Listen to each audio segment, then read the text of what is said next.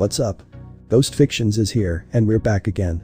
This is the first part of a story where Issei died and became the true outer dragon of dragons. Carelessness got me killed, yet I have been given one chance to fix my mistakes. I cannot let this chance slip me by.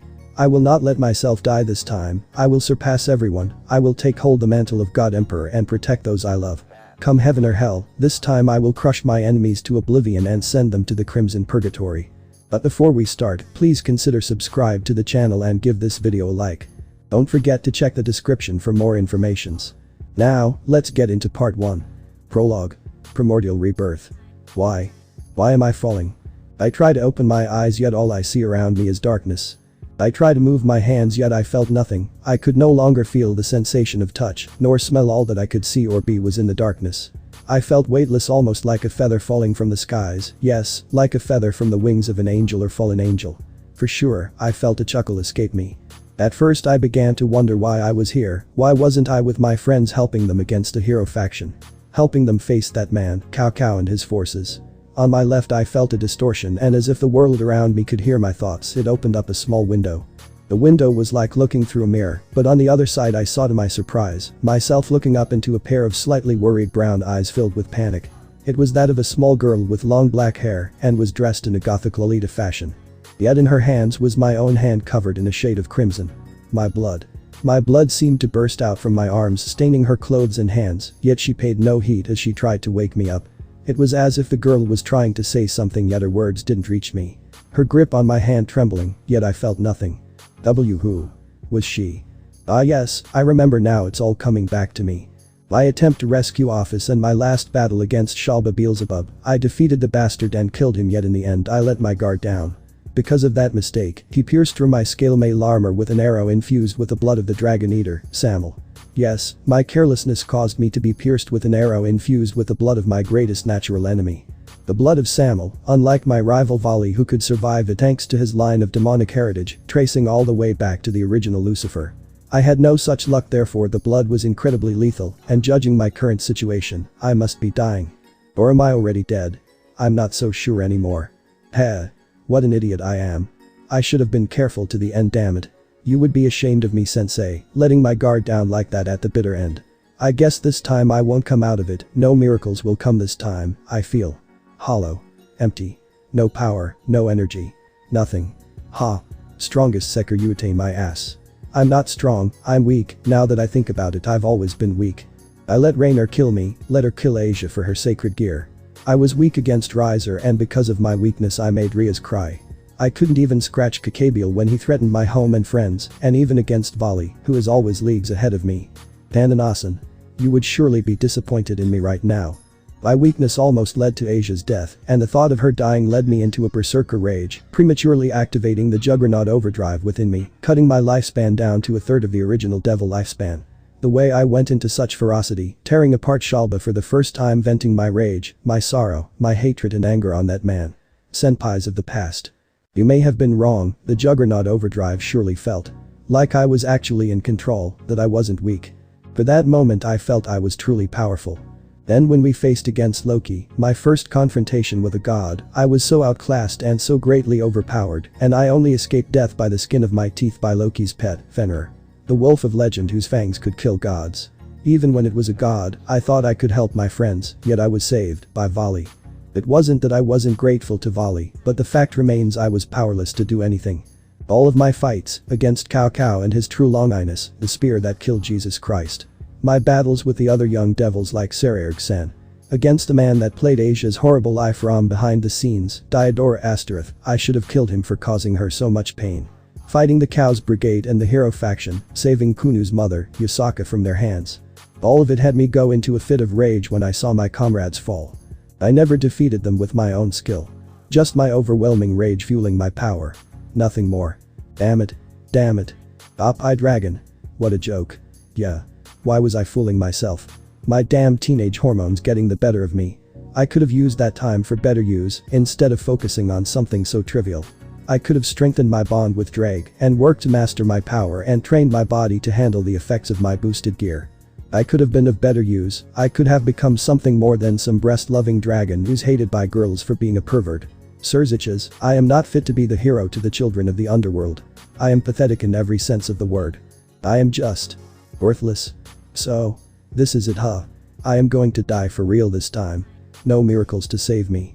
I watched a scene play out as Office did whatever she was trying to do, but clearly my body was in far too much damage. I watched her in surprise rip the flesh from Great Red, and while infusing her powers, tried to heal what was left of my body and rebuild it. Yet it seemed Samuel's curse was too strong and began to destroy my body. Seeing my veins burst from the inside and my blood beginning to turn black was a rather disturbing sight. Truly. Office. Thank you for trying. Though I didn't know you for long. You still tried. You poor girl. You must be so lonely. I am so sorry for leaving you like this. Your friend. My last friend. I deeply apologize. I was going to show you the human world. Take you and buy you ice cream, watch cartoons, enjoy all of Asia and Ria's food and delights. Let you meet all of my friends and make ones for yourself, maybe sweet little Kunu, and you would have been good friends. Make it so you would learn to know living really meant to have a fulfilling life outside the dimensional gap. I am so sorry, Office. Then I saw another mirror appear on the side, and the sight that greeted me was so painful to watch. It was my friends I made in my short life, the entire peerage of Ria's Gremory, along with Azazel Sensei, Ravel Phoenix, Tannen, a former Dragon King, Vali Lucifer my nemesis, and my childhood friend, Irina Shidu. It seemed like Sensei, Old Man Tannen and Vali were trying to summon me back using the Dragon Gate. Sorry guys. This idiot isn't coming back this time. I won't be able to come back home with you all. I say this and soon I felt a bitter smile form as I looked upon the faces of all my friends and of the woman I love. You may not be able to hear me, but I should at least say my piece, yeah. Gasper, since you are still at the Grigori HQ trying to work on your powers, I'll just say this. Remember, as a man you must stand up to protect Rias and to help fight with everyone on your own 2 feet. Cast aside your nervousness, level up from your box, and become a man worthy of respect. I say this while remembering my little cross-dressing cowhide. Hibba, my best friend, remember our promise if one of us should die the other must stand and protect the girls. I always hated you for your handsome looks and your popularity amongst the girls at school, but now that I look back, I couldn't have asked for a better friend than you. Even though that one incident when you became Yumi did freak me out a bit. I said remembering that scene of Yumi when I was sick that one time. Zenovia, where do I begin with you? You're even more reckless than I am, and that's saying something. But I regret not being able to get closer to you, all of you girls. I should have taken that step further and gave you the chance to know motherhood. Heh, our children would have been a handful, that's for sure. Yet I digress, you are a strong woman, powerful as the wielder of Durandal, and though you are reckless, you are both brave and courageous. I dare say besides being beautiful. Your warrior spirit was so breathtaking. He meant every word, and if he could have cried he would. Regret began to fill his being as he continued on. Asia, my dear Asia, we've been through so much together that it makes me choke a bit to know I'll never be at your side again. Protecting you as I've always had. I never did give you a serious response to you wanting to bear my children like Zenovia, did I? Another one upon my pile of regrets, I suppose. Then again, maybe I wasn't worthy of such love from you, such devotion and admiration toward someone like me. I know without a doubt. My passing will hurt you so much, but please. Don't do anything drastic. Live your life to the fullest. For me. Roswis, though haven't known you as long as the others, I've at least come to know you by many things, especially during our trip together in Kyoto. You showed so many sides of yourself, it was cute to see you act more girly at times. Your power was incredible and it intimidated me a bit, making remember to not get you angry. Yet, you always let the old man out and get to you with his words about you not having a boyfriend. I feel you will have one. You are very beautiful and strong. Whatever man you choose shall be lucky to have you. Though I pity the poor guy when he sees you drunk. You're just a big lightweight. I smiled a bit as scenes of seeing her blush when I took her on an outing to the 100 yen shop flashed in my mind. Adorable. Kaneko, my cute little cowhide, your senpai won't be able to fulfill his promise to you. I won't be able to give you children, I won't be able to make you my bride as you wanted. I feel so horrible leaving you with my death, but I know you're strong, very strong. Though you may hate her, you still have your big sister, Kuroka. I feel she isn't all that bad of a person, just misunderstood. And hey. You have the others. You don't need a perverted idiot like me. You deserve more than me. Damn it, why? Why did I let myself get killed off like this?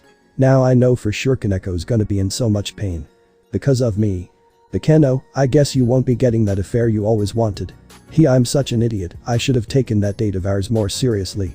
Make it so what time we had together more memorable. It seems I only cause more pain for you and everyone else. I can't imagine how much my death will affect you, but please. Don't give up. Your cowhide has just made greatest mistake. The fatal one at that. I should have done more, let myself open up more to you and the girls. For that, I apologize Akeno. I may be an idiot, but I knew Akeno loved me, but it was so hard to open up to her or any of the girls back then. I was planning dates for them when we returned to the underworld. But that won't happen now. Irina, you were such a tomboy when we were kids, I always thought you were a boy when we were young, but now that I look back I should have known. All those sneaking glances, those blushes when I thought you were sick, the way you cried like a baby when you moved away. What kind of childhood friend am I, and now I'm going to make you cry as well. You were always so energetic, so emotional. When we met again after so long I was happy that you found something to occupy your attention. I was worried that we may become enemies due to our differing races, but it never happened. I didn't care, but you. You were being you, Irina, and that's the Irina that I don't want to ever change. Goodbye. Bravo, unlike your brother Riser, you acted both like the Oju-sama you were, but also like my own Kauhai. When you came to the human world and started living in my home, I welcomed you with open arms, helping you learn the basics at school and letting you and Kaneko meet. It was surreal to see you making friends. Even though you two were at each other's throats, it was still nice to see you smile, a true smile. Then the face of the woman I love appeared before me, her long beautiful flowing crimson hair and blue-green eyes which captivated me to her the very moment I met. Rias, my love, I can finally say it now at death's doorstep that I love you, Rias Gremory, I love everything about you and more. I regret never being able to take our relationship further, I regret not getting over the wound Rainer caused me, so I could have opened myself up to you sooner. It makes me so mad that I won't be able to stay with you, to love you, to kiss you and hold you. To marry the woman I love, to have kids with you and the girls, and have a family. I regret not giving this to you so much that I want to scream in anger. But it is my fault for letting this happen. I just wished that when I died, I would be able to see you one more time. No. Goodbye my love, goodbye Rias, my queen. Then as I said that and the mirrors vanished, I felt what was left of my existence begin to fade away into the darkness. I looked upwards into the darkness, my sense of sight growing dull as everything began to go blurry. The world around me, the realm of darkness began to distort as I felt myself start to fade into nothingness. So this was how the op-eye dragon shall fade away, sorry kids. Seems I won't be there to make you smile anymore. Yeah. Goodbye. Everyone. Just as I felt myself completely vanish, a voice pierced through the darkness, the voice of someone both strong and powerful entered my ears. Whoever it was, his or her voice commanded authority, yet held a surreal tone of gentleness. I will not allow this. What? Then all I saw was a flash of blinding white light, the light was so intense it cut away at the darkness instantly. I tried to look to where it was coming from, but the light became too strong, and soon I had to close my eyes. It was only when the light began to subside that I warily began to open them, but what greeted me when I brought my hands down was not something I was expecting. I expected myself to be in a realm of pure white or something like that, but instead.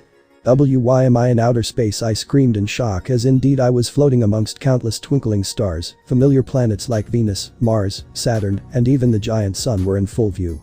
Yet he felt no heat from the sun, even with how close he was to the sun.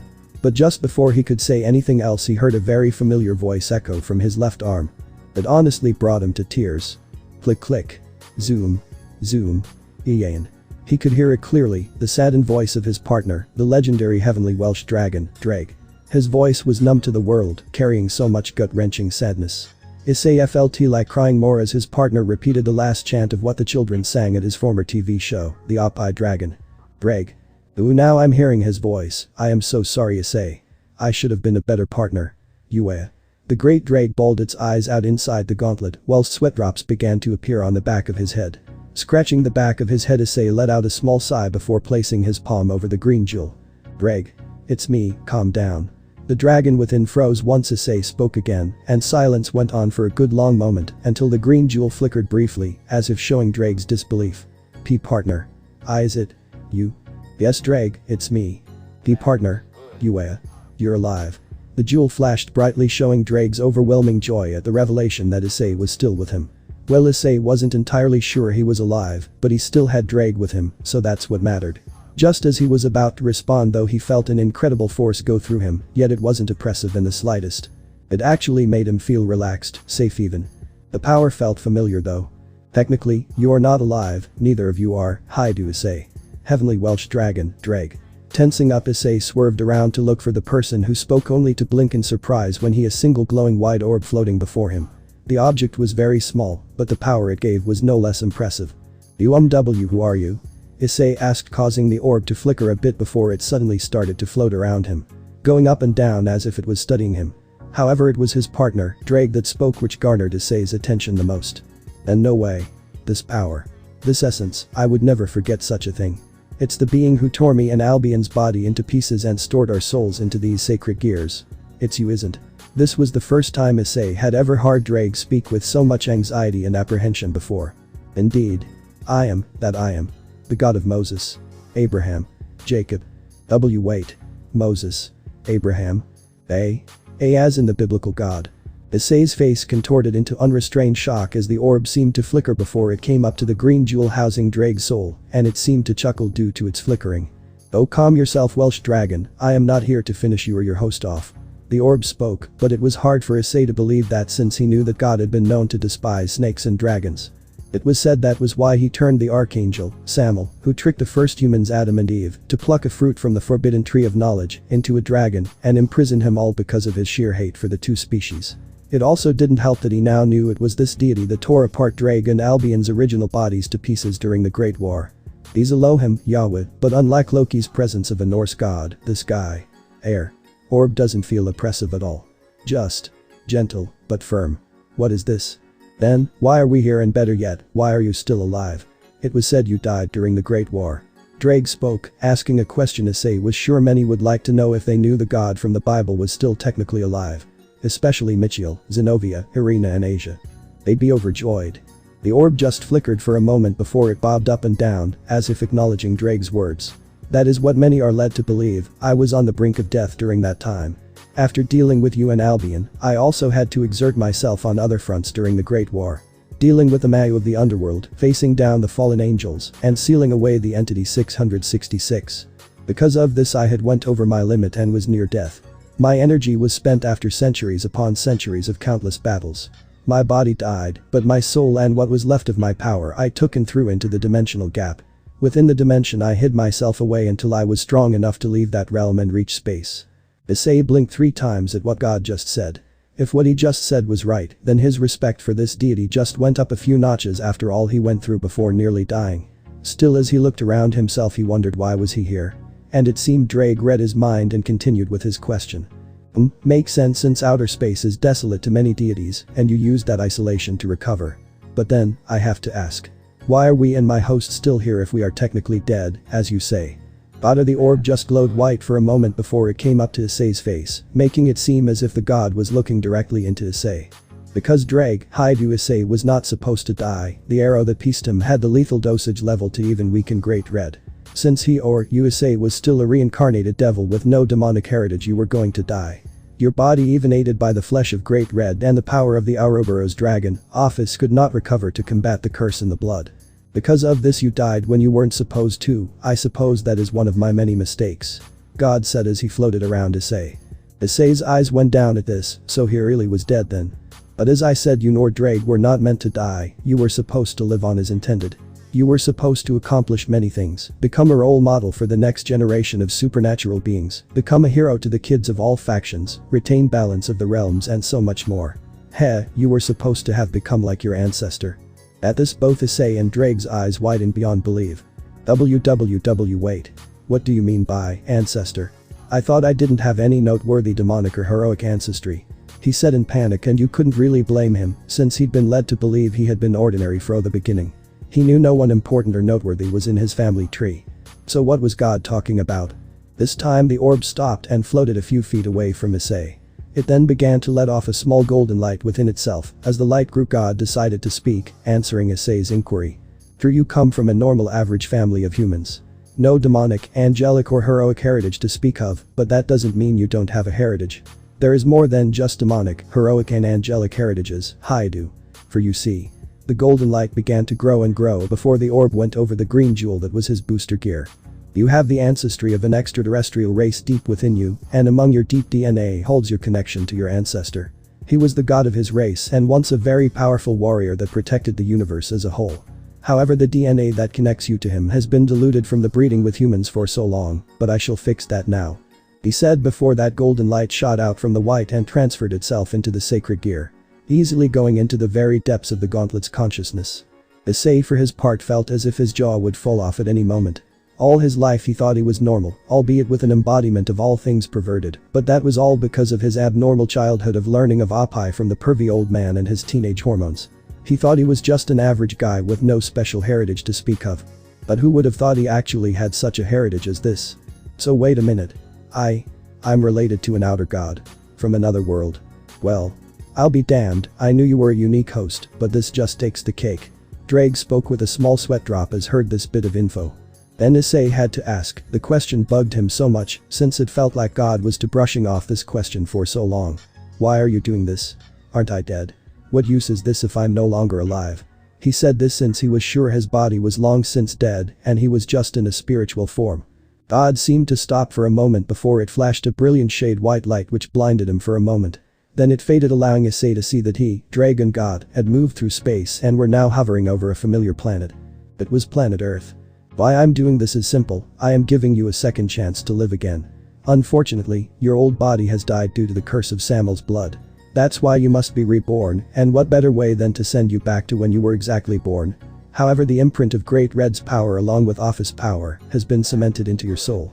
Combine that with you keeping Drake, having Ascalon within you and unlocking your heritage. With all this it would have an immense strain on your human body, which is why I will be doing this. Before Issei could speak, a gold bolt of light shot from the orb which hit him. He didn't know what it was because there was no pain, only a slight tug within him. What did you? I've sealed all of this into your soul, and it will only awaken when you are near death. The seal I've placed on you will unleash these aspects and create your own body while using the old one as a template. Of course there will be changes to you even before this happens, but that's for you to discover. God said to Issei's shock, but then Issei saw his vision begin to blur as he was forced to look back down at the earth below him. What's happening? He shouted in panic, but God continued on, seemingly shrugging off the teen's anxiety. There is much for you to do, Issei. You are the man that was renowned to create miracles in your first life. With this second chance, recreate this role, become the man you was meant to be at the beginning. I have done all I can, now it is up to you to get stronger and face the threats you know of and the future ones you have yet to oppose. Goodbye Issei. Wait. But it was too late as Issei's vision soon tunneled as he felt himself shoot down to earth so fast that his vision became tunneled. Watching his spiritual form go, God floated in the deep depths of space before the orb flickered as if it were chuckling. My debt to you is complete, I only hope he can fix what I have wrought. Good luck, last of the Saiyans. With that said, the orb that was all that was God flickered before it dissipated into nothingness. Using all its power, the deity had to save Issei from death and send him back. So it was with that, the biblical god had died fulfilling its debt to an old friend and in return had sent the man of miracles back in time. Earth. Issei's scream continued as he plummeted down at the earth. His vision was all a blur as all he saw was the incoming planet. He broke through the atmosphere and was soon coming into a familiar continent that was his homeland, Japan. He continued to travel until he reached a familiar town, his old hometown, shooting across the sky which looked like a shooting star to many others. Issei's spiritual body soon came upon his old home. Upon entering his old home, the last thing he saw was his pregnant mother before all was darkness. Please tell me I am not in the place where I think I am. Issei thought to himself mentally as he opened his eyes to see himself in a closed-up space. It was barely lit with only the occasional thrum of a heartbeat and the slight redness of blood and flesh being the only thing he saw and felt. I think you are. Yup, Issei had awoken inside his mother's womb. Ooh, this is weird, very weird. Well, look at it this way, you can use this time to hone your energy reserves. Yeah. Least I can hold the title that I was the first baby to train himself inside his mother's womb. Oh man, this is so weird. And thus the now unborn yet conscious Issei began to strengthen his reserves while inside the womb of his mother. Joy. Chapter 1. Irina and Ascalon. Mrs. Haidu hummed a happy tune as she made her way through the hall in her home while carrying a basket of clothes. The woman was merely in her late 20s with long dark brown hair tied in a ponytail with two long bangs falling down the sides of her face. Her brown eyes twinkled happily as she headed upstairs to her son's room. The thought of her and her husband's pride and joy brought a smile to her face as she came to his door. Their son, Issei, was such a cute baby boy when he was born and such a good child too. He baffled the doctors since he only cried once when he was born. After that he was such a quiet baby who grew into their 6-year-old bundle of joy. Issei listened and learned right from wrong at a good pace and to their surprise, showed he was smart for his age when he learned his alphabet at 2, learned to read at 3, and even learned to write at 4. Such a show of intellect had made them rejoice and hope that their son would grow into a very intellectual man. Scholarships, universities, graduation. Although, Issei seemed to not get along well with other kids besides Irina. I don't know why it is, but every time we get called down to the school it's because he gets into fights.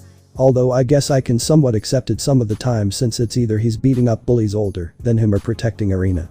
That last thought made her smile a bit more.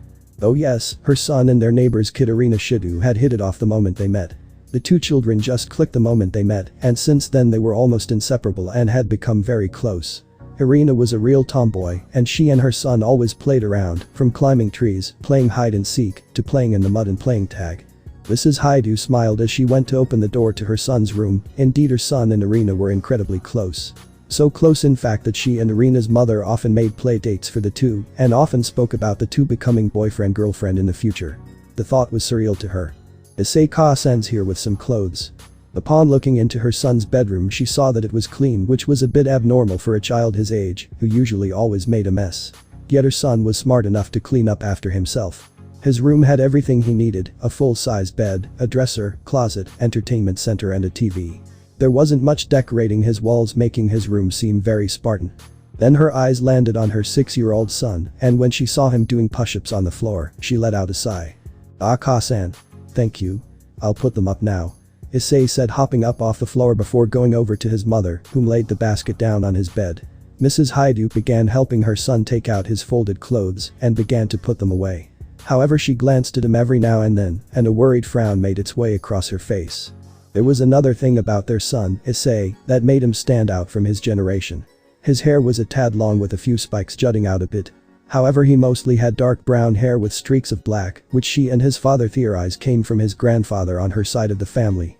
He was average in height for his size and had a healthy tan, but it was his unique muscular build. The day he was born, the doctors had been surprised to notice his muscular structure was far above average newborns. They were worried it was some kind of abnormal growth, but since he hadn't shown any signs of change, the doctors had said that he was just a very healthy baby boy. But that's not all that made him stand out, it was also because of his love of fighting. He began to usually watch wrestling shows besides cartoons with his father. Shows like UFC and MMA, which he thought was far too violent for him, but he seemed to really enjoy watching it. And seeing his childlike awe in the shows, she just couldn't bear to say no to him. This fascination of fighting eventually led to his father deciding for him to join their town's local martial arts dojo.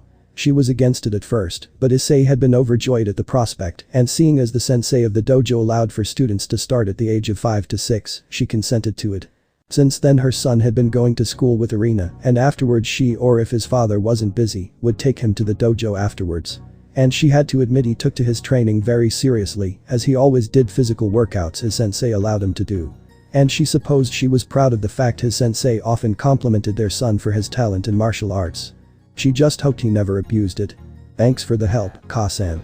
Her son's voice broke her from her thoughts, and she gave a smile and nodded towards. You're welcome, Sachi. Now remember, Irina's coming over for supper and to stay the night, okay? She said, reminding her son of that fact. Her parents were going out for a night out and asked her if she and her husband could watch Irina for the night, which she gladly accepted. After all, Irina was like a daughter to her. Issei's eyes lit up and nodded excitedly. I got it, Ka-san. Smiling at his enthusiasm, she ruffled his hair. Good, then get washed up, she'll be here soon. She said, making him nod. Then taking the basket she walked out, leaving her son watching her leave his room with a smile. Then as soon as his door closed behind her, his smile dropped into a frown before the boy dropped face first to the ground only to catch himself. Then he continued his push-ups without restraint. You know, if you were any other child, your training regime would have made their body break down when they got older. The inner spirit of the heavenly Welsh dragon, Drag, spoke to him from within his mind. The 6-year-old Issei just grunted before rolling over where he began to do sit-ups. Drag, you know me better than anyone else, so you know the difference that sets me apart from regular children. True, but I still find it puzzling at how your body just adapts so quickly to your exercises. I know God said there would be changes to you before you attained all that you once had. Yet he never specified anything that we've come across. For example, your muscles heal faster than they tear during training, your muscular structure is far above that than any child your age. Not to mention your change in attitude. Drag finished with a mutter, causing Issei to mentally nod in agreement with his partner. I don't know what it is, but I've just come to love fighting so much now. Hell, it's been replacing most of my thoughts to the point my fetish for Oppai is becoming non-existent. It's just so much fun now, I wonder if it has anything to do with my alien heritage. I would think so because you weren't like this at all in your first life. The only times you seemed to show enjoyment in battles was against Vali and Sererg. Rest of the time you were hesitant to fight until after you got stronger. The dragon said, which was true, he did find some strange enjoyment when fighting Vali and Ria's cousin, Sererg. True, but I gotta thank Dad for allowing me to do martial arts, it's a good way to vent my frustration from the idiots at school.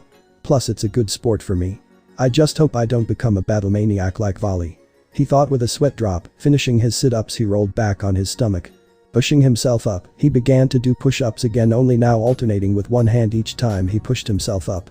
That's another thing, your temper has risen to a pretty frightening degree. In all my time of knowing you, even when you were small, I have never seen you show such anger like you do to those school bullies. Issei felt his frown deepen at Hat as he continued his exercises. They bullied Irina, Drake, kids older than us, and picking on people smaller than themselves makes them lower than scum. You should know I protect my friends above all else. He said, which the dragon agreed with him. On multiple accounts, Issei had proven to always fight and protect those he cherished, even against those many times stronger than himself. But that's one of the many reasons why Drake respected and saw Issei as his best host.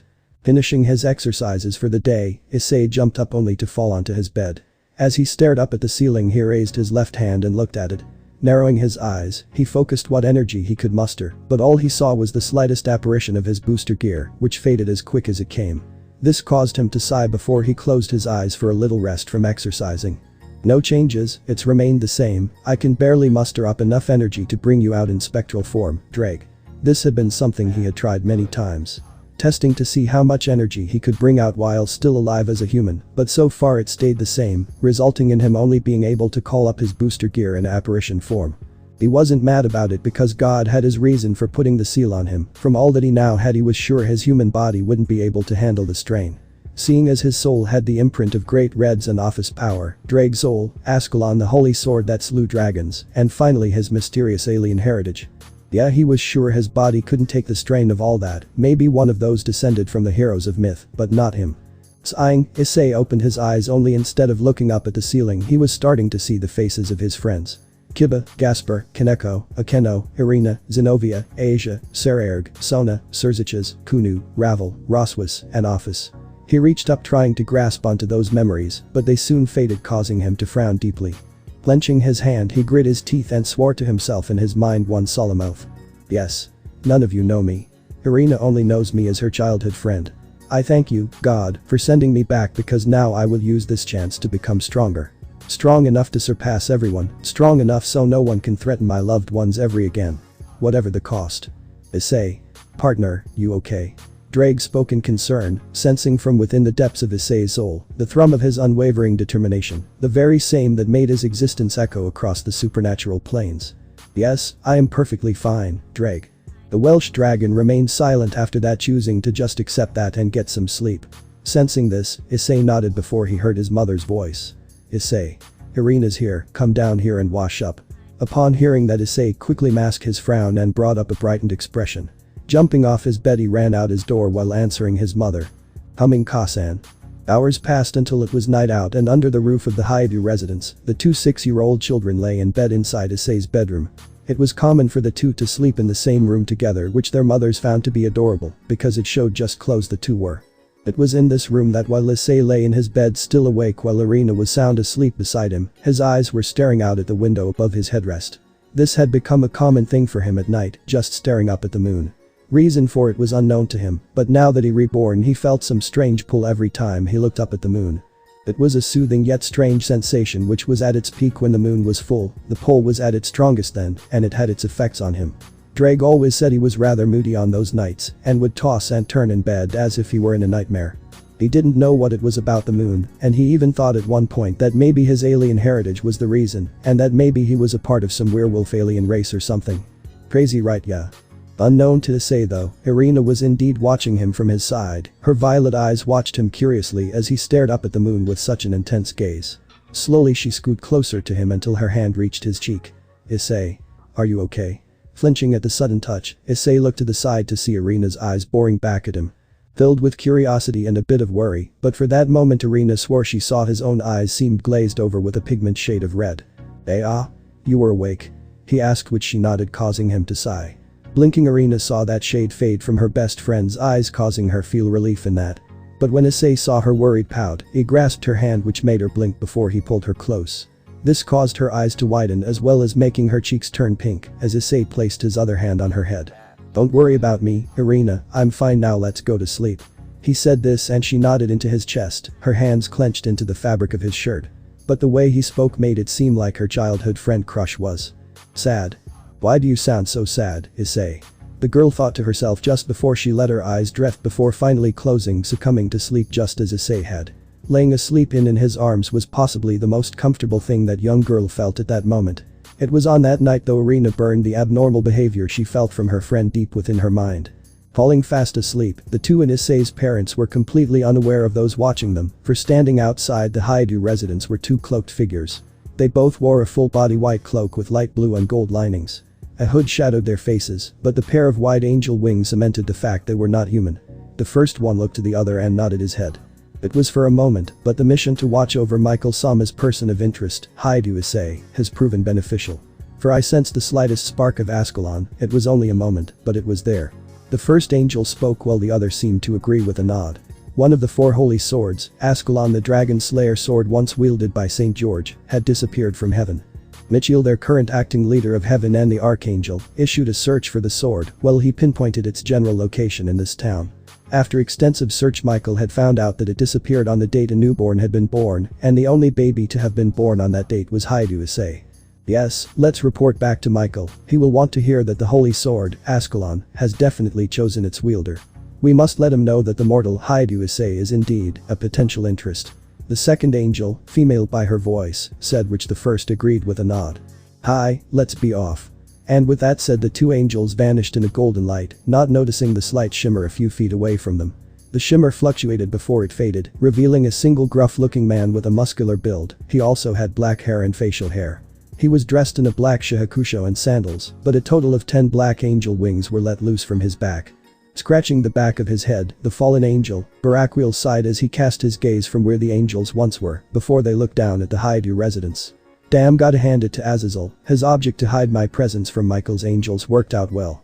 Plus it seems I've learned just what exactly has caught Michiel's attention so greatly. So, Haidu Issei, huh? Same age as my little girl Akeno, and yet he's a mortal that's been chosen by Ascalon, eh? Interesting indeed." Scratching his chin, the man seemed to nod his head before he vanished in a spiral of black energy, leaving only a single black feather to fall before it sizzled to ashes. Next morning. "Issei. Irina, time, wake up."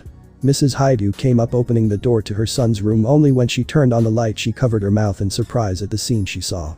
She did her best to hold back an awe when she saw Irina hugging onto Issei, whom was holding her close. Quickly, but quietly, she pulled out her phone and took a picture of it before sending a copy to Irina's mother. "Oh, she will be thrilled. Okay kids, rise and shine," she said, only to laugh when Issei grumbled and pulled the covers over him and Irina. It was later in the morning that we find a wide-awake Issei eating a bowl of cereal, along with a groggy Irina. As he dug into his cereal, he missed the glance he received from Irina, whom, remembering last night, blushed a bit, which his parents caught, making his mom smirk knowingly, while his dad tilted his head. Turning to look to Irina, Issei's mom spoke. "By the way, Irina dear, your mom called and said after breakfast you need to come back home, it seems important, okay?"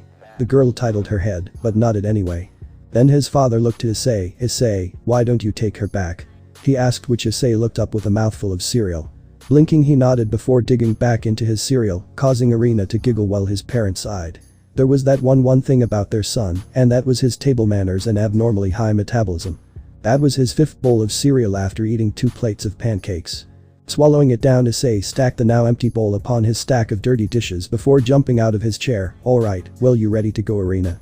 The girl nodded after finishing her breakfast. Hopping out of the chair, she followed after him while waving at his parents. "Thank you for letting me stay, and thanks for supper and breakfast, Mr. and Mrs. Haidu," she said while the adults waved her by. Once the 2 kids were out of sight, Mrs. Haidu sighed before a smile made way on her face. "She's such a good girl, I know she's a good match for our son," she said, causing her husband to nod agreement.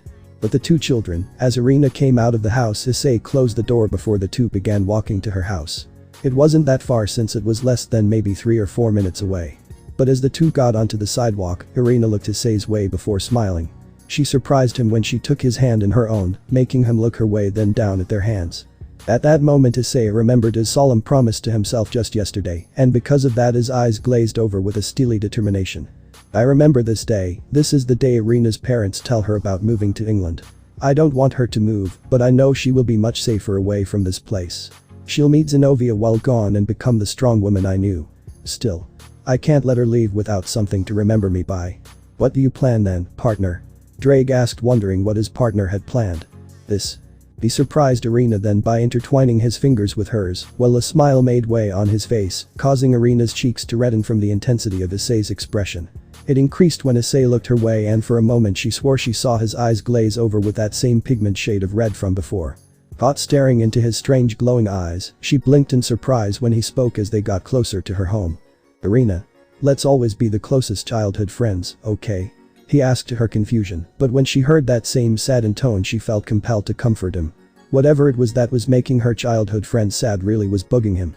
She wanted to just stay with him and make sure he wasn't sad anymore.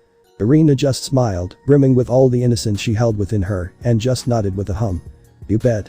We will always be the greatest of friends. And she meant it. She couldn't admit it to anyone but herself that she had been crushing on her Haidu friend. However, she still wanted him to know that they would always remain friends. She didn't know exactly why he was saying something this strange and so suddenly, but she would assure him all the same. It wasn't like anything bad was going to happen to separate them or anything. Right? Issei smiled at this, taking her words too hard. As childish as they may seem, it still assured him that they would remain very close, despite whatever the future held for them. And so when he and Irina reached her house and got to her door, he stopped just before knocking. Turning to Irina, he surprised when leaned down a bit since he was a tad taller than her and pecked her on the forehead. This caused her eyes to widen in shock and caused her face to lighten up to a good shade of red. She looked at him as he pulled back, only to see a strange smile on his face. It was almost painful to see his smile at that one moment. I say. She spoke, only to see him shake his head. Patting her on the back, he just scratched the back of his head with a nervous chuckle. It's nothing, Irina. I just felt like doing. I don't know, something for us. Remember, our friendship is all haha. He chuckled while she blinked before joining him as she erupted into a fit of chuckles as well. Yeah, I won't ever forget. Glad to hear it. Issei watched her go to the door. Opening the door, she stepped inside while announcing her presence. Ka-san. Tu-san. I'm home.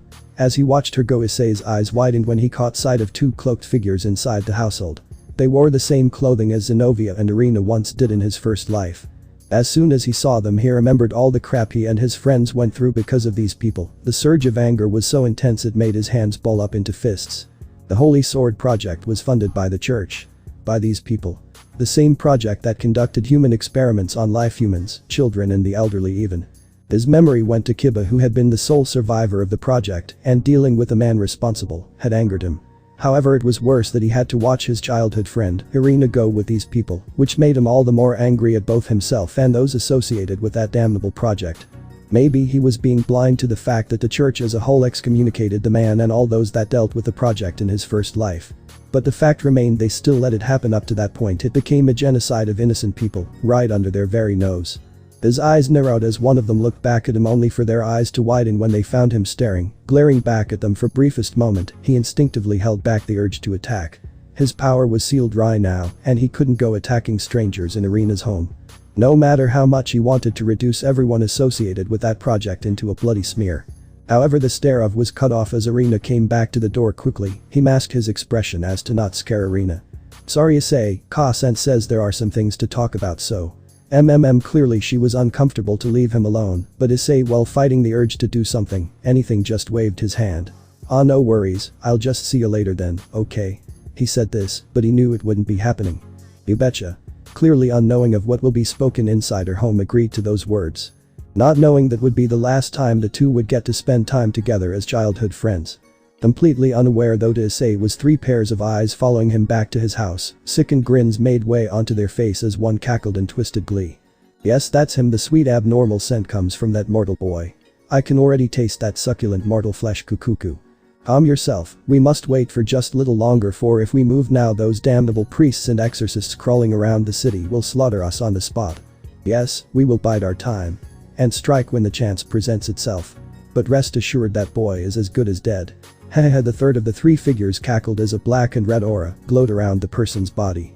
Chapter 2. Akeno, Tournament, Danger Part 1. Heaven, unlike hell or as it's also known as the underworld, was what many mortals would picture it to be. A kingdom built upon the clouds, making it seem as if it were hovering above the earth, ever watching and always vigilant of all mankind, when in fact it was like the underworld crossing the dimensional gap and to the earth. It could only be entered by the iconic white stairway which reached the golden gates. For those that had died, were allowed passage through heaven's gates. But for the forces of heaven, they were allowed free passage if heaven's very own barrier recognized them as one of its own children. Heaven itself was beyond the golden gates, a vast floating kingdom that defied the realms of logic, for it was built upon a sea of clouds that stretched for miles on end. The heavenly kingdom was built, however, with a uniqueness, since it housed the souls of billions. Beyond the gates was another stairway which was the purest of gold, and it just reached further up into the golden and white sky of heaven, which reached all the way to the center of the kingdom.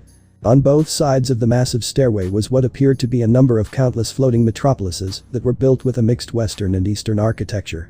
There was countless of them, each with their own different design, and they spanned far and wide across the divine domain, while all of them were connected by pearl-white bridges. It was impossible to count how many of them were due to just how vast it was, and well compared to the underworld, which mostly landmass. Heaven was built upon just an ocean of clouds, the polar opposite of their enemy realm. Then came the center of heaven, the centerpiece that held the realm together. At the end of the long stairway which reached higher into the sky was an even greater metropolis. It was far bigger and more widespread, for it was a giant kingdom of gold and white, with a great number of angel humanoids walking around and hovering above the buildings. Some wielding spears and lances of pure golden light, while others held a number of swords glowing with golden divine radiance. These were the angelic forces of heaven, charged with safeguarding the realm of heaven and its denizens.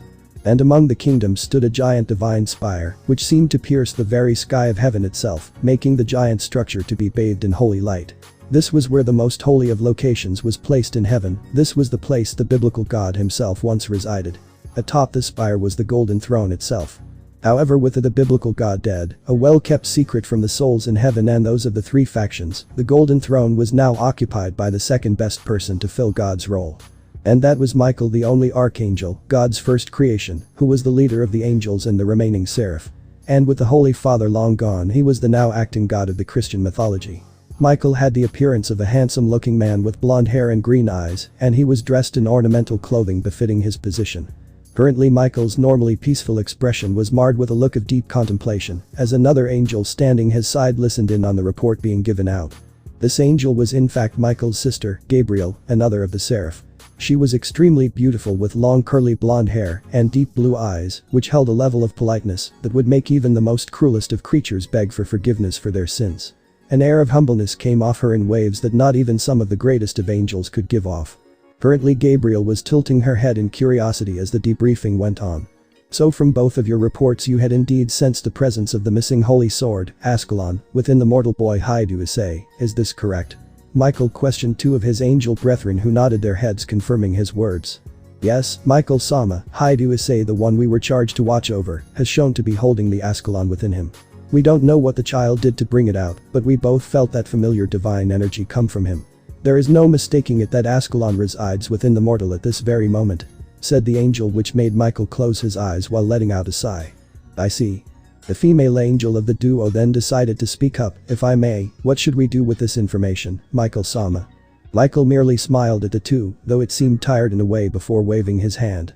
Do not worry, you two have done an excellent job. I'll think on what to do about this, so for now you two just go and rest. While conflicted, the two stood straight and bowed their head. Hi, Michael-sama. And with a flash of light, the two vanished from the spire, leaving behind the two, one in contemplation and the other in slight curiosity. To think that Ascalon would finally choose itself a new wielder after so long. It's been 2 millennia since Ascalon was last wielded by St. George, and since his death, it's never left the realm of heaven. The sword never let anyone wield it, not even the finest of heaven's forces, but instead it chooses a human boy with no heroic heritage or Christian ancestry to speak of. Michael said this while Gabriel thought about it herself. Ascalon never left the realm of heaven after its original wielder passed away, and many angels had tried to see if they were worthy of wielding the holy sword, yet none were successful. It was one of the 4 holy swords created by God, and while it was considered not as powerful as its brethren like Excalibur or Durandal, it was still no less unique in its existence. For it was the only holy sword to have slain a dragon, which were considered gods in their own right. But I think that makes it even more interesting. Out of everyone, it chose the soul of a newborn mortal who holds no connections to the Christian mythology. That must undoubtedly make this Issei an interesting person even if he is a child. If the Dragon Slayer sword, Ascalon, chose him over the best and faithful of our forces. Very interesting. The beautiful woman said with a smile forming on her face. Michael seemed to agree as he nodded at her words. True, and from other reports about the boy it's shown that he is a rather unique human than the rest, because every human has at least some form of network of energy running through them. However, his has shown to be non-existent, with it barely running at the required state to keep him alive and active. Issei barely has enough energy to keep him alive, and yet Ascalon chose him. And that's not even adding in the fact of what sacred gear he possesses. He said with a small frown, while Gabriel's smile if anything grew at that. Oh yes, that's right. It would seem he also possesses one of the 13 Long-Ina sacred gears, the boosted gear or the Red Dragon Emperor's Gauntlet. Hard to believe that sacred gear has appeared in the world again, and in such an intriguing person as this, Issei. She said while Michael eyed her for a moment before agreeing with her. Yes, he'd first found out about that upon the very first report he got from his angels that were watching over the boy. The legendary sacred gear was sensed within him the moment he was born, which was an ill omen itself, since the history of that gear along with the other was not a good one. Still, the boy interested him greatly, for such an existence like this hadn't been recorded in history. Where such a contradictory soul wielded both the boosted gear which held the soul of the heavenly Welsh dragon, Drag, and the Dragon Slayer sword, Ascalon, in one body. It was just such a paradox of two opposing elements in one soul. It made Michael feel a small shiver go down his back at what would happen if the boy actually mastered the powers of his sacred gear and the power of Ascalon. The future seemed an interesting one. Michael, I request permission to see this, Issei, for myself. Gabriel's sudden request made him blink in mild surprise before he looked to his sister with that same amount of surprise and a bit of curiosity. Gabriel rarely ever left heaven unless it was for official business that needed someone from heaven's higher echelon, and when he was busy with maintaining God's system, she was there as his representative. Besides that, she was usually called upon for missions that required her abilities and leadership.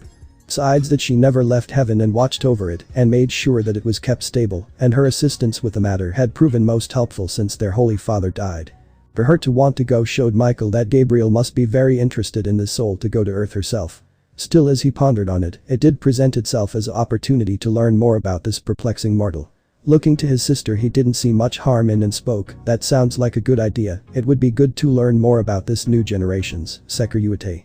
Plus, since he's still young, he must not have come into contact with Drag, so if you do meet him, the dragon won't alert him of who you are either. Yes, go on ahead, you have a week's time to gather what you can about him, alright. He said, making Gabriel nod, accepting his conditions with ease. Got it, I'll gather what I can, report what I find out. She said this, but inwardly the woman was bubbling with excitement to finally meet the boy. It wasn't known to Michael, but since she first heard about Issei being born at the exact same time Ascalon disappeared, it made her suspicious of the fact the sword had chosen him. Not only that, but the fact he was found out to be holding the boosted gear within him had piqued her interest in him higher than she would admit. He was a paradox, a contradictory to all of logic. He wielded the power of a dragon and the holy sword that could kill dragons. One holy and the other draconic in essence. It was just mind-boggling, and it had grabbed her attention the instant she put it together. So yes, the strongest and most beautiful woman in heaven was excited to meet this boy that had grabbed her and Michael's attention. Well then, I'm off. And with humble smile she vanished, a flash of gold, while Michael looked at where his sister left before sighing. Then his sweat dropped as he looked to the other side and saw the ever-grow stacks of paperwork that never seemed to end. Well, time to get back to work, I guess. And with that, Michael continued to torture himself over the countless papers and documents detailing all the happenings of his forces and of heaven's stability. Earth Haidu residence. Issei, are you sure you're okay, son? Mrs. Haidu asked in concern over her son, who was silently eating breakfast with them. Today was a special day for her son since he had no school and his dojo was holding a tournament for the juniors to see who will reach the next belt grade. Which was why she made a big breakfast, but yesterday had been a hard day for everyone, especially for her son. Since it was the day his childhood friend Irina Shidu and her parents had left to move to England due to needing a place for their daughter to grow with a more Christian outlook, or that's what she was told. She knew it hit her son hard because the two had been so close, inseparable really. But she and her husband were surprised when he just looked up at them and smiled the tiniest bit. It's fine, Ka-san, we promised one another that we would definitely see each other again. He said with a grin which made her laugh a little. The innocence of children were such a beautiful thing, and though she suspected it would be unlikely they would meet, it was good the two promised such a thing. She smiled, being happy to see her son was still in high spirits after that, and so she continued eating.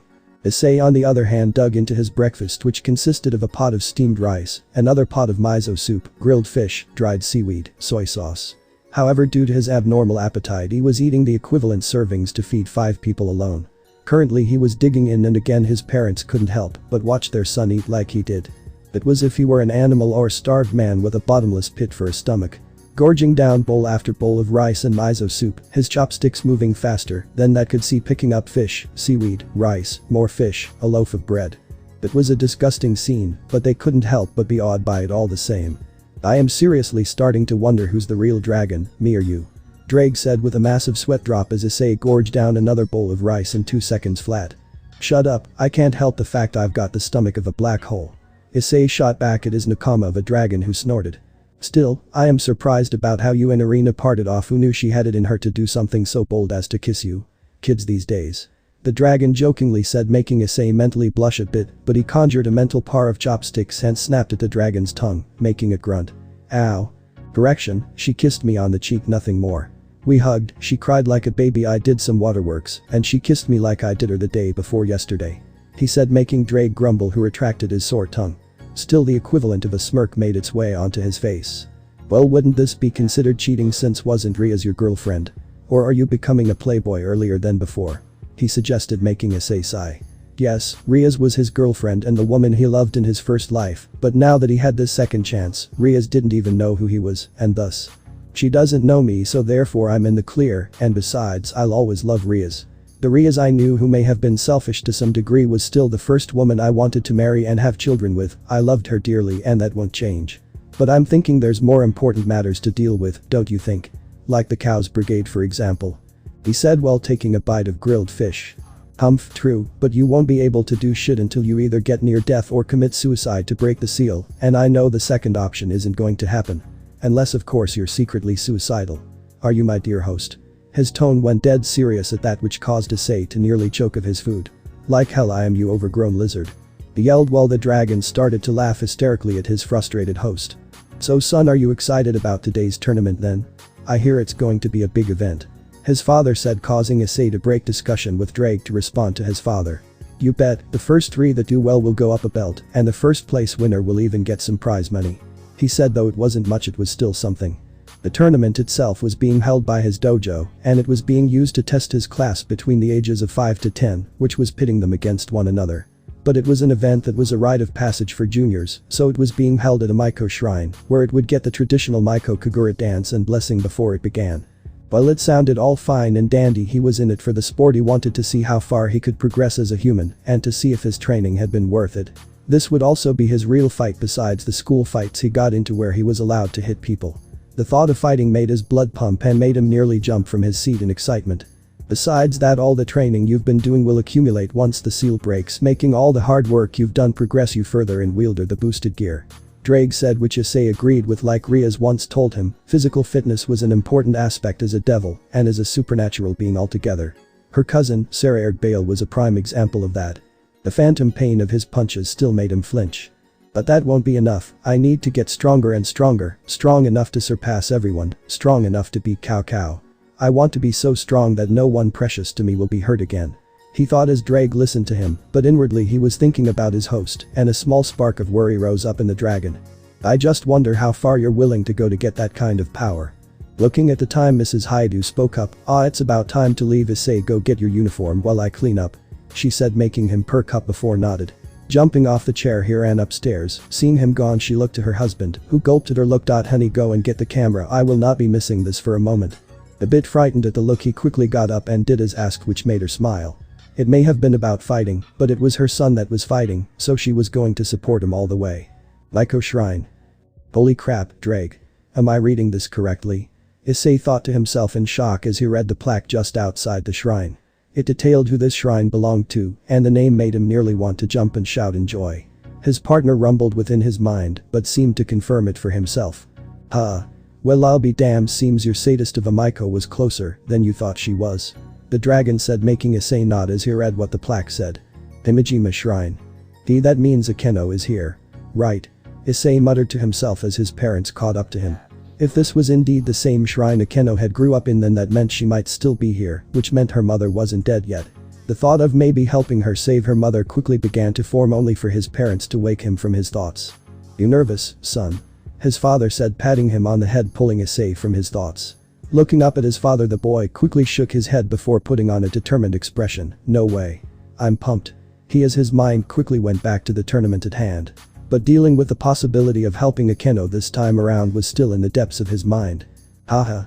I see," his father just laughed while his mother seemed a bit surprised at the amount of people coming to the shrine. "There's a lot of people here. Did the tournament grab local news or something?" she said, making her husband shrug.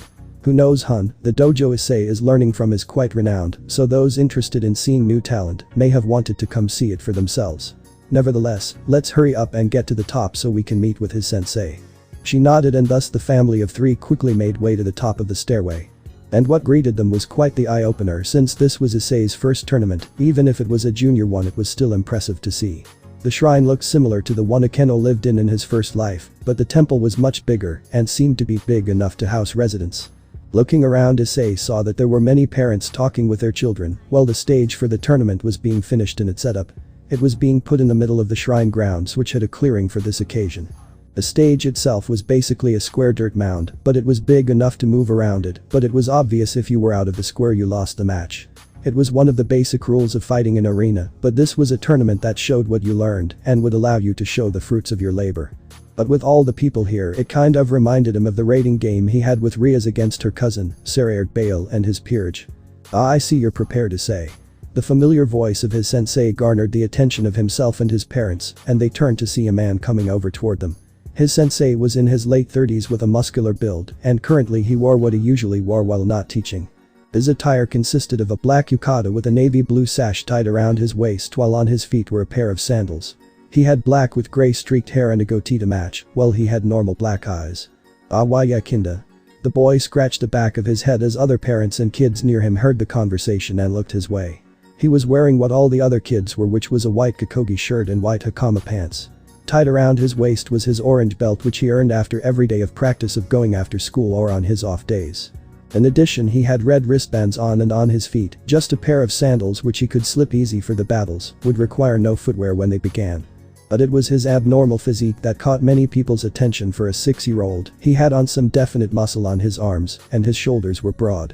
His face was showing less baby fat unlike his peers, and his forearms were pretty thick compared to the other kids. This was again something Issei couldn't help but think his alien heritage on. He hadn't even unlocked it yet, but it was showing changes on him.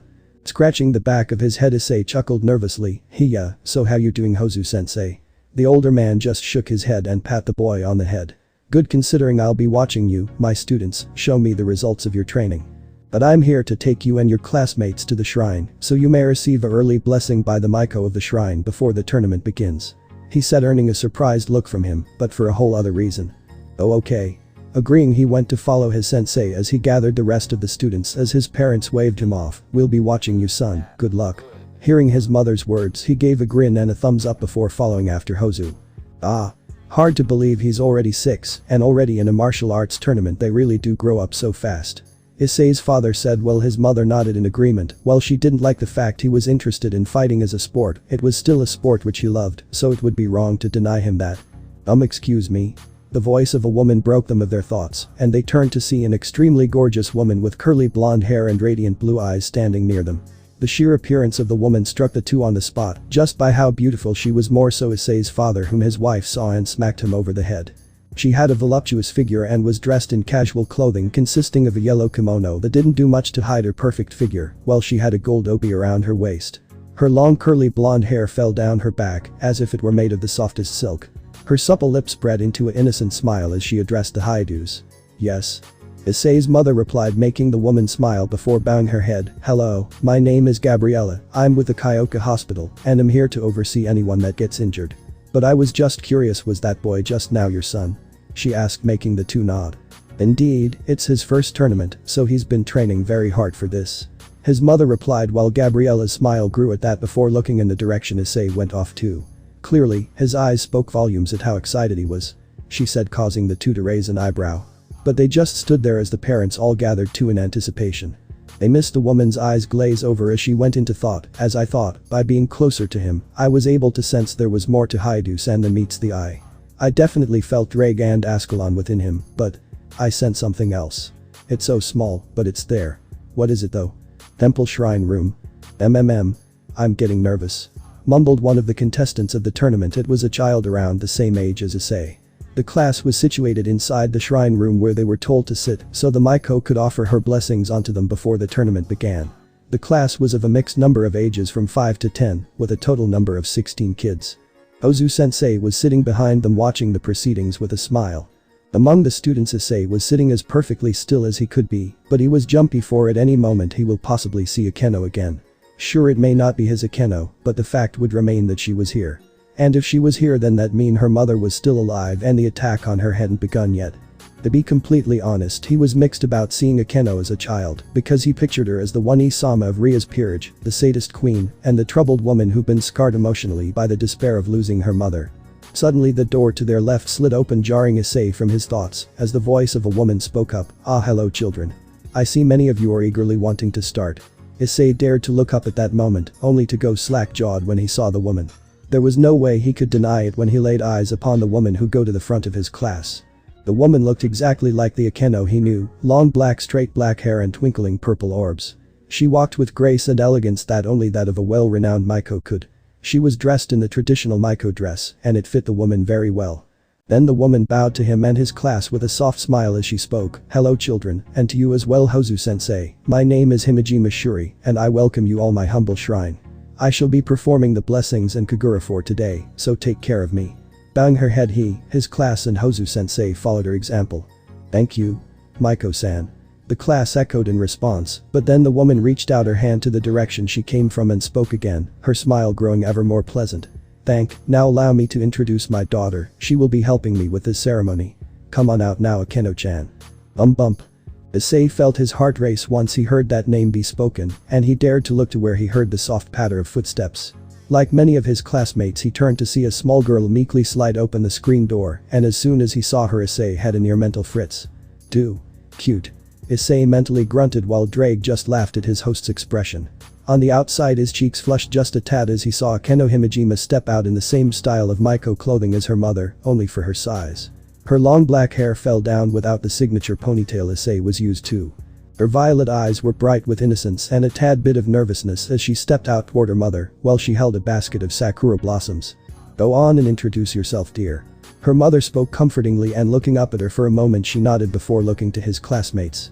Putting up a courageous expression and spoke up with a bow. Hello, I am Akeno Himejima, please treat me well. Hello Akeno. The class responded in kind, and some even whispered at how cute the girl was, but Issei mentally guffawed. They saw that now, but none of them knew the sadistic sadist that was lying deep underneath that innocent exterior. If they knew, he knew without a doubt half these kids would shit themselves and the other half would run away crying. Shuri's smile grew before addressing the class. Very good, now with Hozu-sen's permission we shall begin the blessing, and afterwards we can begin the tournament, so are we ready? She asked Hozu, who nodded his head in response. We're all set outside, Himejima-san. Very good then, Akeno dear, if you will. Akeno nodded and began walking around, while Shuri turned around and kneeled down, lighting 2 incense candles, and began praying a traditional chant used to give good luck to all those that wished. As she did, Issei watched as Akeno threw handfuls of sakura blossoms over his class, but as soon as she got closer to him, he looked her dead in the eye, catching eye contact with her, and for the sliver of a moment Issei saw his Akeno deep in those violet eyes. Then he smiled at her surprised look before deciding to get one on Akeno after all the teasing she did to him in his first life. Thank you for the blessings, Miko-chan. Her cheeks flushed scarlet and she nodded his way before quickly moving on, as Issei did a mental victory fist pump at finally getting one over Akeno. It didn't matter to him that this Akeno had yet to tease him, it was the fact his Akeno had done it countless times that a little payback was needed. But who's to say she won't remember that and pay you back twice or threefold? Drake snickered, causing Issei's brief time of victory to hit rock bottom as a horrified expression came over him. Ah crap. Before he knew it, the blessings were finished and Shuri and Akeno stood side by side as Hozu stood in front of them now and began addressing them. Okay kids, listen up, we will begin the tournament after Himejima-san has finished the opening Kagura. So in preparation, remember all your training, keep your reflexes sharp and wits even sharper, understand? He grinned as his class roared in response. Hi sensei. Good. Now follow me so we can get to our seats and let Himejima-san prepare. The class nodded and soon followed Hozu-sensei out of the shrine room. But as they were leaving, Issei glanced over his shoulder to see Akeno was staring at his back. So he just grinned at catching her, and it was all the better when he saw her embarrassed flush. Giving a small wave, he saw her do the same just before he left with the rest of his class. But unfortunately her mother, Shuri, caught that little interaction, and she smiled when she saw her daughter's expression. "Was that a friend of yours, Akeno? He certainly seemed like a nice young man," she said, only for Akeno to shake her head. Putting a finger to her lips, the young girl titled her head as she thought about it. "No, I don't, Kasan." Shuri looked at her daughter for a moment before nodding her head. "Okay then, now while I get ready, why don't you go find your father and watch the proceedings while I finish up the Kagura?" she said while grabbing hold the ornamental mask she used for these occasions. Akeno nodded happily before running to go find her father as Shuri began putting on the mask. Outskirts of Geo. On the outskirts of the town of Geo, deep within the woods and off the main roads, a single red rune circle appeared and glowed before particles of red energy began float upwards. The energy then began to combine into a humanoid shape which soon began to gain characteristics. The circle glowed bright red before the humanoid shape finally became complete. The figure stepped out of the circle, causing it to vanish without a trace. The figure was clearly male, and he strolled through the woods with only the light of the sun, lighting his features through the branches of trees. It was only when he came out of the woods did it reveal the man in all his glory. He appeared to be a handsome young man in his early 20s with shoulder-length crimson red hair and blue-green eyes. He had a healthy pale complexion and stood a good height of 5'9". He was dressed in casual clothing which consisted of mainly a black-sleeved shirt and a red denim jacket, along with a pair of blue jeans, while on his feet, he just had a pair of black tennis shoes. He looked ordinary enough, but this man was by no means normal. For this was the man himself, Surzich's Lucifer, or simply known as the Crimson Satan. One of the four current Mayu of the underworld and older brother of Ria's Gremory. Surzic smiled humbly as he trekked his way towards Geo, with his blue-green eyes twinkling with a set goal in mind. "Ah man. And I was just enjoying my time with little Ryutan and Kasan. Oh well, may as well get this over with." Thus one of the two super devils made his way towards the town of Geo, having no idea what lay in store for him or for those in the town itself. That's it guys. Thanks for watching and supporting us. See you in the next part.